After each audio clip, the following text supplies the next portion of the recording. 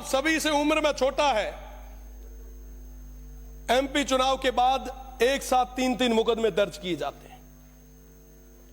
जब बाड़मेर, जैसलमेर और बालोतरा की जनता का आदेश था कि पार्लियामेंट के इस चुनाव में हुंकार भरो, इन 22 लाख लोगों का नेतृत्व करो, इनका आशीर्वाद तुम्हारे साथ है, और जब लड़ने के लिए आगे आए, जब उस समय नॉमिनेशन भरा और जैसे ही घर पहुंचे तो कई सारे ऐसे पत्र हमें मिले। इन पत्रों में क्या है? श्री रविंद्र जी पाटी। धन्यवाद सभापति महोदय। आज के इस विशेष विधेयक पर मुझे बोलने का मौका दिया। निश्चित रूप से वो जो दौर था वो पूरे लोकतंत्र के लिए एक काले बादल समान था। उस समय के हाल अगर देखें, कई सारे युवा साथी यहां पे बैठे हैं, कई सारे भाई बाहर से भी देख रहे हैं। एक इमरजेंसी करके फिल्म आई थी, जब उसको देखा, ताराचंद जी साहब अभी बोल रहे थे, कई सारी चीजें उन्होंने कही। कालीचंद जी साहब उस समय के प्रत्यक्षदर्शी रहे हैं। हमने वो दौर नहीं देखा, पर जिस माध्यम से भी हमें पढ़ने का मौका मिला, देखने का मौका मिला, तो समझ में आया कि वाकई कितना बुरा वो कालखंड था। जिस समय हमारे देश के सारे नेताओं को, स्वर्गीय हमारे प्रधानमंत्री अटल बिहारी जी वाजपेयी को, जेपी जी को और तमाम देश और प्रदेश के नेताओं को, युवा साथियों को इमरजेंसी के दौरान उन सलाखों के पीछे भेज दिया गया। लोकतंत्र का गला घोटने का काम उस दौर में किया गया, और मैं इस सदन के माध्यम से उस समय के उन तमाम लोकतंत्र के सेनानियों को मैं बारंबार वंदन करता हूं, जिनके त्याग, तपस्या और हिम्मत की बदौलत यह लोकतंत्र आज इस मजबूती के साथ खड़ा है। अगर मैं वर्तमान परिप्रेक्ष्य की बात करूं तो कई सारी चीजें हैं जिनमें आज भी बदलाव आ रहा है।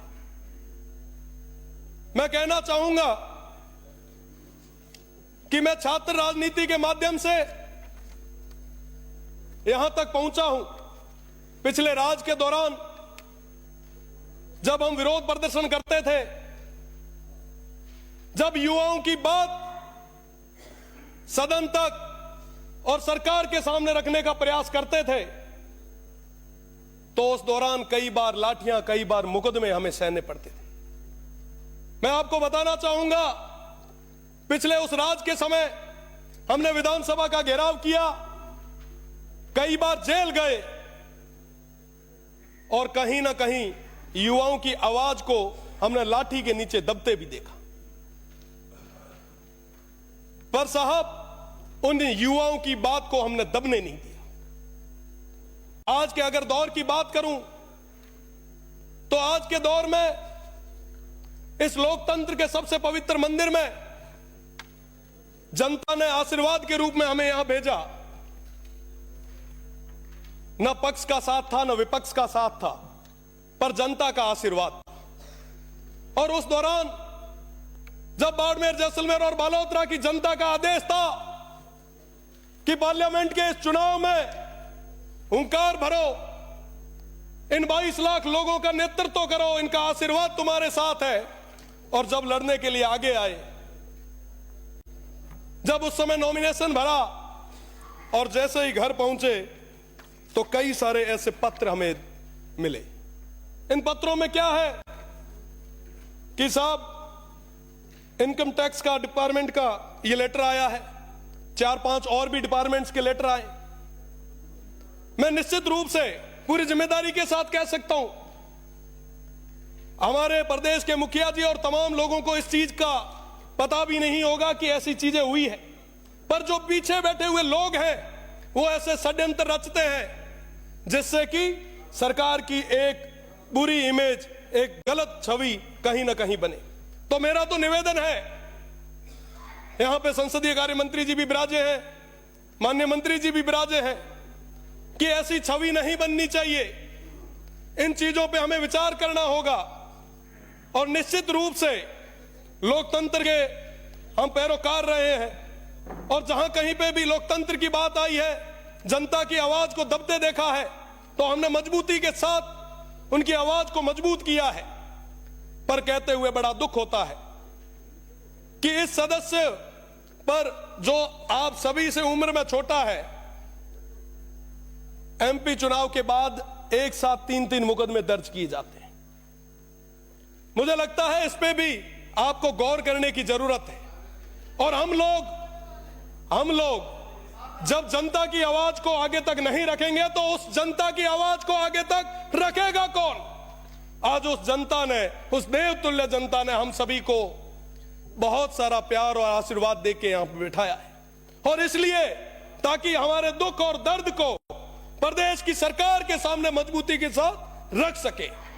और जब यहां पे उस दुख और दर्द को रखा जाता है तो कई सारे जो पीछे बैठे हुए लोग हैं, मैं कह सकता हूं, बड़े दावे के साथ कह सकता हूं, हमारे जो नेता हैं, हमारे जो लोग हैं, उनको इस चीज की अभी तक पता ही नहीं होगा, उनको भनक तक लगने नहीं दी होगी, और पीछे बैठे हुए कुछ लोगों के द्वारा षड्यंत्र और साजिशों के द्वारा आवाज को हमेशा दबाने का प्रयास किया जाता है। मेरा निवेदन है कि इस बार पे गंभीरता से आप सोचें, आप विचार करें, क्या वाकई हम लोकतंत्र को मजबूत कर रहे हैं?